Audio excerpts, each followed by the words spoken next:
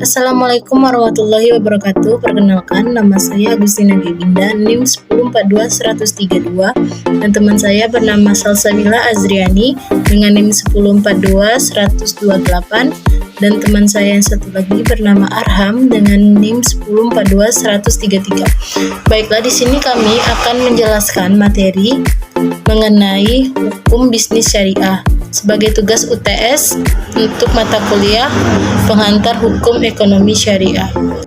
Bisnis dalam perspektif Islam. Bisnis merupakan bagian dari kegiatan ekonomi yang mempunyai peranan yang sangat vital dalam rangka memenuhi kebutuhan manusia. Kegiatan bisnis mempengaruhi semua tingkat kehidupan manusia, baik individu, sosial, regional, nasional, dan internasional. Setiap hari, jutaan manusia melakukan kegiatan bisnis sebagai produsen, perantara, maupun konsumen. Bisnis adalah kegiatan ekonomi. Hal-hal yang terjadi dalam kegiatan ini adalah tukar-menukar, jual-beli, memproduksi, memasarkan, bekerja, memperkerjakan, serta interaksi manusiawi lainnya dengan tujuan memperoleh keuntungan. Dalam kegiatan perdagangan, pelaku usaha atau pembisnis dan konsumen sama-sama memiliki kebutuhan dan kepentingan. Pelaku usaha tersebut harus memiliki tanggung jawab terhadap konsumen, karyawan, pemegang saham, komunitas, dan lingkungan dalam segala aspek operasional perusahaan. Untuk itu sangat diperlukan aturan-aturan dan nilai-nilai yang mengatur kegiatan bisnis tersebut agar tidak ada pihak yang dirugikan dan eksploitasi baik pihak konsumen, karyawan, maupun siapa saja yang terlibat dalam kegiatan bisnis. Melahirkan mitos bisnis amoral bahwa bisnis adalah bisnis. Antara bisnis dan moralitas tidak ada kaitannya. Apa-apa mitos bisnis amoral menganggap bahwa bisnis merupakan kegiatan tak terpuji dan karenanya harus dihindari. Mitos bisnis pengejar memaksimalisasikan keuntungan, bahwa bisnis hanyalah kegiatan yang berhubungan dengan keuntungan semata, dan mitos bisnis sebagai permainan, bahwa bisnis merupakan arena kompetisi atau pemain judi dengan kemenangan yang menjadi tujuan utama.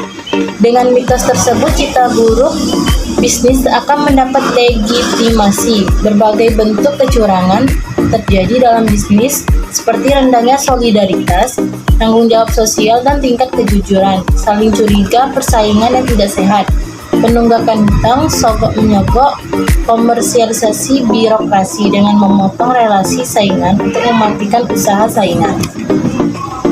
Beberapa tahun terakhir, ada perkembangan menarik berkaitan dengan bisnis. Patricia Arbudens dalam Megatrend 2010 menyatakan terdapat 7 megatrend yang akan mewarnai dunia bisnis modern, yaitu: pertama, muncul dan meningkatnya kekuatan spiritual; kedua, munculnya fajar baru konsensus kapitalis; tiga, munculnya kepemimpinan alternatif dari tengah; keempat, banyaknya penerapan spiritualisme dalam dunia bisnis; kelima, meningkatnya konsumen yang memutuskan berdasarkan kesadaran; ketujuh, munculnya ledakan investasi dalam berbagai bidang jenis yang memiliki etika dan tanggung jawab sosial, diimbangi dengan prinsip pelayanan yang berlandaskan pada nilai etika. Hal ini juga disampaikan oleh Fevroni bahwa etika bisnis merupakan keharusan. Etika dapat menyatu dengan dunia bisnis.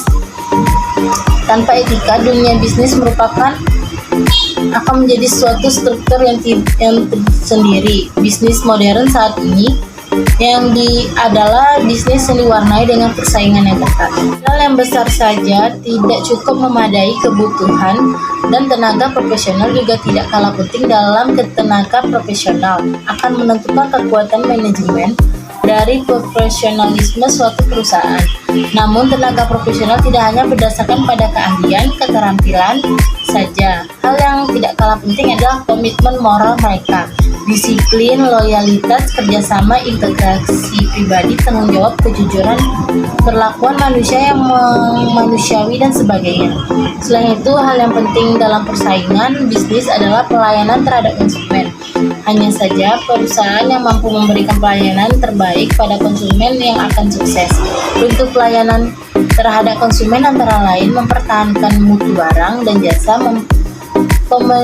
permintaan konsumen dengan harga yang tepat dan tidak membohongi konsumen, dan lain sebagainya. Assalamualaikum warahmatullahi wabarakatuh. Perkenalkan, nama saya Arham dengan NIM 1042133. Baiklah, di sini saya akan melanjutkan pembahasan mengenai hukum bisnis syariah yang sebelumnya telah disampaikan oleh Saudari Agustina Gebinda. Baiklah, langsung saja ke pembahasannya, yaitu kepemilikan dan harta dalam perspektif Islam. Kepemilikan sebagai persoalan ekonomi mendapat perhatian yang cukup besar dalam Islam. Pada dasarnya, kepemilikan merupakan pokok persoalan dalam aktivitas ekonomi manusia. Secara teologis, kepemilikan yang hakiki berada di tangan Allah. Manusia hanya diberi kesempatan untuk menjalankan dalam bentuk amanat. Islam menggariskan bahwa kepemilikan senantiasa dipahami dalam dunia dimensi, kepemilikan umum dan khusus. Kepemilikan umum berkaitan dengan karakter manusia sebagai makhluk sosial, sedangkan kepemilikan khusus merupakan pengejawantahan sebagai makhluk individu. Manusia harus diberikan ruang yang sama untuk mengakses sumber kekayaan umum. Tidak ada pembedaan hierarkis, mengingat manusia mempunyai kedudukan sama di hadapan Tuhan. Dalam hal ini, kreativitas dan kapasitas personal memiliki peran penentu dalam mewujudkan kesejahteraan dari usaha pemanfaatan kekayaan alam yang telah disediakan oleh Tuhan. Harta dalam pandangan Islam pada hakikatnya adalah milik Allah, di mana Allah telah menyerahkannya kepada manusia untuk menguasai harta tersebut. Sehingga orang tersebut sah memiliki hartanya. Untuk itu, harta dalam pandangan Islam memiliki kedudukan yang sangat penting dalam kaitannya dengan kegiatan bisnis, ekonomi, dan ritual ibadah. Harta sangat diperhatikan, sehingga di dalam maqasid syariah menjadikannya salah satu poin yang penting, yaitu memelihara atau menjaga harta. Hal ini adalah maksud dan tujuan Allah dalam rangka memberikan kemaslahatan kepada manusia, untuk kiranya dijadikan sebagai pedoman di dalam berbisnis dan bermuamalah. Para ulama fikih membagikan harta dari beberapa segi. Harta terdiri dari beberapa bagian. Tiap-tiap bagian memiliki ciri khusus dan hukumnya tersendiri. Adapun pembagian harta antara lain, yang pertama dilihat dari segi kebolehan. Pemanfaatannya menurut cara dibagi menjadi dua, yaitu harta mutakawim. Harta mutakawim merupakan harta yang boleh dimanfaatkannya menurut cara. Yang kedua, harta gairu mutakawim, yaitu harta yang tidak boleh dimanfaatkan menurut ketentuan cara. Yang kedua dilihat dari segi jenisnya, yaitu harta mankul. Harta mankul yaitu harta yang dapat dipindahkan dari suatu tempat ke tempat lain, baik tetap pada bentuk dan keadaan semula ataupun berubah bentuk dan keadaannya dengan perpindahan atau perubahan tersebut. Kemudian ada harta gairu mankul. Harta gairu mankul yaitu harta yang tidak dapat dipindahkan dan dibawa dari satu tempat ke tempat lain, misalnya tanah dan bangunan yang ada di atasnya. Yang ketiga dilihat dari segi pemanfaatannya, dibagi menjadi, yang pertama ada harta istimal, yaitu harta yang apabila digunakan atau dimanfaatkan benda itu tetap utuh. Yang kedua ada harta istihlaki, yaitu harta yang apabila dimanfaatkan berakibat akan menghabiskan harta itu seperti sabun, makanan, dan lain sebagainya. Yang keempat dilihat dari segi ada atau tidaknya harta sejenis di pasaran, dibagi menjadi dua, yaitu harta mitsli, yaitu harta yang sejenisnya mudah didapat di pasaran secara persis dari segi bentuk atau nilai. Yang kedua ada harta kimi, yaitu harta yang tidak dapat ada jenisnya sama dalam satuannya di pasaran atau ada jenisnya tetapi pada satu unitnya berbeda dalam kualitasnya. Dan yang kelima dilihat dari status harta, dibagi menjadi A. Harta mamluk, yaitu harta yang telah dimiliki baik milik perorangan atau milik badan hukum atau milik negara. B. Harta mubah, yaitu harta yang asalnya bukan milik seseorang seperti mata air, binatang, beruang, pohon-pohonan di hutan, dan lain-lain sebagainya. Harta semacam ini boleh dimanfaatkan oleh setiap orang dengan syarat tidak merusak kelestarian alam. Yang C. Harta mahjur, yaitu harta yang ada larangan syara untuk memilikinya, baik karena harta itu dijadikan harta wakaf maupun diperuntukkan untuk kepentingan umum. Harta ini tidak dapat dijual belikan, diwariskan, dihibahkan maupun dipindah tangankan. Sekian penjelasan dari saya. 3. Kerjasama dalam bisnis Islam. Salah satu prinsip ekonomi Islam adalah ajarannya yang bersifat menyeluruh. Islam sangat memperhatikan keberkahan dan kehalalan segala sesuatu, termasuk juga sumber dari harta yang dimiliki. Karena itulah, ekonomi Islam hadir dan menjadi solusi untuk kegiatan bisnis yang lebih halal. Perbedaan utama antara ekonomi Islam dengan konvensional adalah akad atau instrumen yang digunakan. Dengan begitu, seseorang yang mempraktekkan ekonomi Islam bisa mendapat tujuan kebahagiaan dunia dan akhirat. Ekonomi Islam memiliki 5 bentuk kerjasama bisnis, yaitu syikrah, mudharabah, jual beli, transaksi dengan pemberian kepercayaan, dan titipan. Berikut ini adalah penjelasan masing-masing bentuk tersebut. 1. Bentuk kerjasama syirkah. Syirkah dalam ekonomi Islam bisa dibilang setara dengan konsep joint venture dalam ekonomi konvensional. Sistem kerjasama ini berjalan dengan menggabungkan sumber daya yang dimiliki demi tercapainya tujuan bersama. Sumber daya yang dapat digabungkan dalam berbagai macam bentuk yang disepakati, mulai dari modal, uang, keahlian, bahan baku, jaringan kerja, dan lain sebagainya.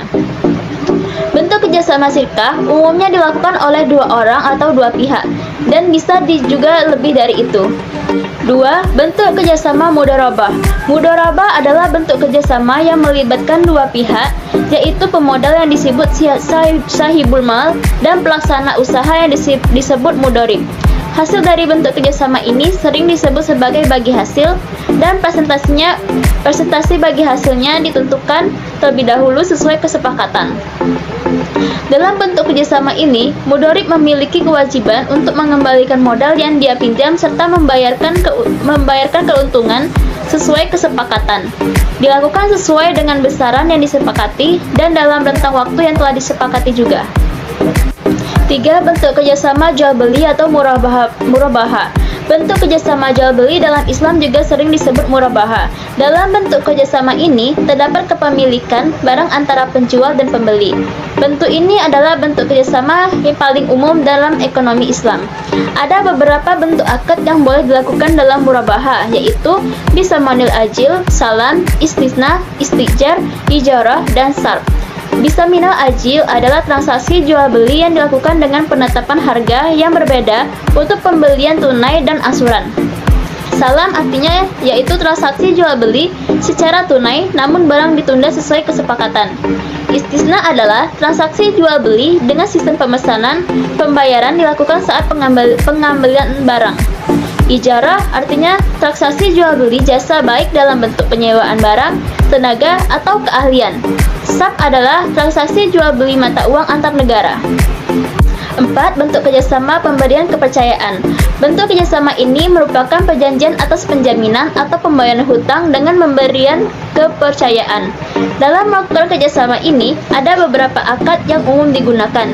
Di antaranya adalah jaminan atau kafalah atau damana, gadai atau ran, dan pemindahan utang atau hiwalah. Akad jaminan yang dijamin oleh tanggung jawab seseorang yang dijamin penjamin. Sedangkan gadai dilakukan dengan memberikan barang berharga dengan nilai setara atau lebih dari nilai kredit. Dan pemindahan hutang dilakukan untuk pemindahan hutang-hutang kepada orang lain.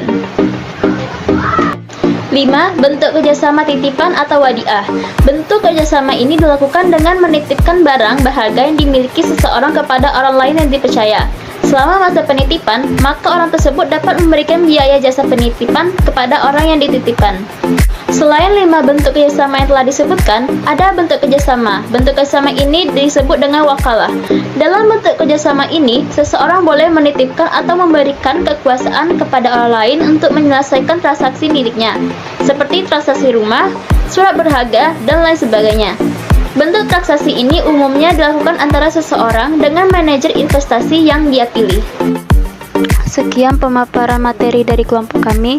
Mohon maaf jika ada kesalahan dan kekurangan kata. Saya akhiri dengan wabillahi taufiq wa hidayah. Wassalamualaikum warahmatullahi wabarakatuh.